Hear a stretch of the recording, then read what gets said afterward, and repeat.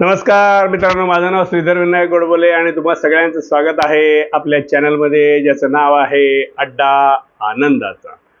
मित्रांनो, एका बंगल्यामध्ये एक फर्निचरचं काम चालू असतं आणि एक कारागीर तिथे काम करत असतो. तो श्रीमंत माणूस अतिशय चांगला आणि सज्जन आणि दयाळू असा असतो. तो कारागिराचा त्या बंगल्यातला काम करायचा पहिलाच दिवस असतो. तिथे काम करताना त्या दिवशी त्याला अनेक अडचणी येतात. त्याचं ड्रिल मशीनमधलं ड्रिल मोडतं, वेल्डिंगचं काम चालू असताना वेल्डिंग मशीन बंद पडतं. अखेर संध्याकाळ होते आणि तो कारागीर घरी जायला म्हणून सगळी आपली हत्यारं एकत्र करून बाहेर येऊन बघतो, तर त्याची दुचाकी असते, त्याचा टायरही पंक्चर झालेला असतो. बंगला जरा आडबाजूला असल्यामुळे त्या कारागिराला घरी जायची पंचायतच असते. त्या श्रीमंत माणसाला हे कळतं. तो अतिशय दयाळू असल्यामुळे तो म्हणतो, चल आज मी तुला माझ्या कारने तुझ्या वस्तीमध्ये तुझ्या घरी नेऊन सोडतो. ते दोघंही कारमध्ये बसतात आणि त्या कारागिराच्या घराकडे जायला लागतात. कारागीर अतिशय गप्प असतो. श्रीमंत माणसं हे लक्षात येतं की आज बऱ्याच अडचणी आल्यामुळे हा थोडासा त्रासलेला दिसतोय. शेवटी ते त्याच्या वस्तीच्या जवळ येतात. एका ठिकाणी श्रीमंत माणूस कार थांबवतो आणि तो कारागीर त्याला म्हणतो, साहेब इथून पुढं चालत जावं लागेल, माझ्या घरापर्यंत कार जायचा रस्ता नाही आहे. आज तुम्ही पहिल्यांदाच इथे आलेला तर कमीत कमी आमच्या गरीबा घरचा चहा तरी पिऊन जा. श्रीमंत माणूसही कारमधून उतरतो. दोघंही चालत त्या एक छोटंसं घर असतं त्या ठिकाणी जायला लागतात. त्या घराच्या लगेच बाहेर एक झाड असतं. त्या झाडाच्या इथपर्यंत आल्यानंतर कारागीर आपल्या हातातली जी हत्यारांची बॅग असते ती खाली ठेवतो आणि आपले दोन्ही हात त्या झाडाला टेकवतो आणि काहीतरी मनातल्या मनात पुटपुटतो. परत हात काढून घेतो आणि ती बॅग उचलून दोघंही जण घरात जातात.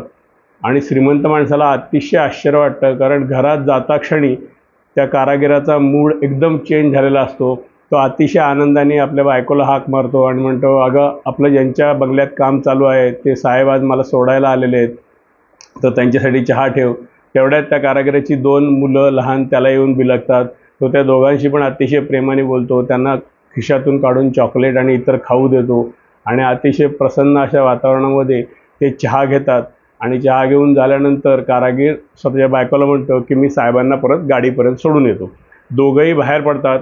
श्रीमंत माणसाला आता त्याची उत्सुकता लपवता येत नसते.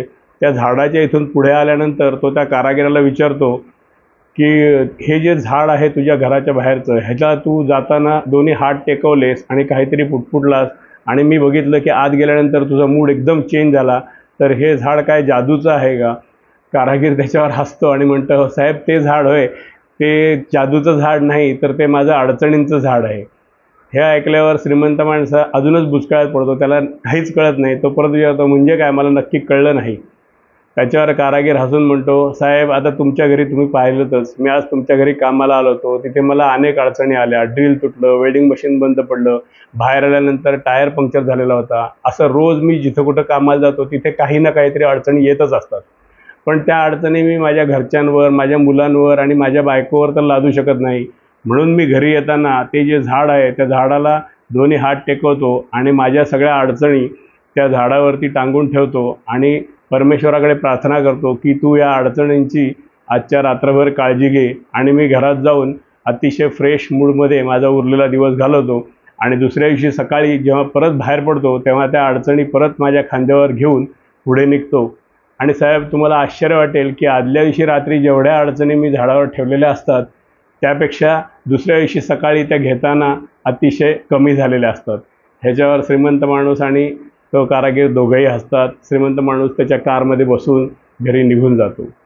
मित्रांनो, कसा वाटला किस्सा?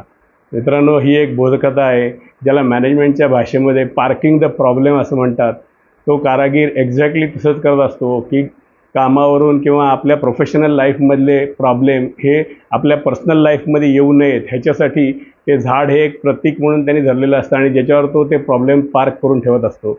मित्रांनो, हा मॅनेजमेंटमधला आणि प्रॉब्लेम सॉल्विंगमधला एक महत्त्वाचा घटक आहे की एखादा प्रॉब्लेम कायम डोक्यात घेऊन त्याच्यावर सोल्युशन मिळेलच असं नाही, तर फक्त आपला ताण वाढतो. तर योग्य वेळी ते प्रॉब्लेम काही वेळापुरते पार्क करून आपण जर आपला मूड बदलला तर ते प्रॉब्लेम दुसऱ्या दिवशी सुटण्याची शक्यता खूप जास्त असते. मित्रांनो, प्रत्येक दिवस हा सणासारखा असू शकत नाही. आपल्या सगळ्यांच्या जीवनात अडचणी असणारच आहेत, तरीसुद्धा आपण आनंदाने राहू शकतो. फक्त आपल्या प्रत्येकाला एका अडचणीच्या झाडाची गरज आहे. तर मित्रांनो, आपापलं अडचणींचं झाड शोधा आणि त्याच्यावर आपल्या अडचणी पार्क करून उरलेला वेळ कुटुंबियांबरोबर आनंदाने घालवा. मित्रांनो, कसा वाटला किस्सा? आवडला असेल तर लाईक करा आणि असेच छान किस्से ऐकण्यासाठी आपला चॅनल सबस्क्राईब करा, ज्याचं नाव आहे अड्डा आनंदाचा. प्रॉब्लेम सॉल्विंगमधला असाच पुढचा इंटरेस्टिंग किस्सा ऐकण्यासाठी पुढच्या व्हिडिओमध्ये पुन्हा भेटूया. तोपर्यंत काळजी घ्या. गणपती बाप्पा मोरया.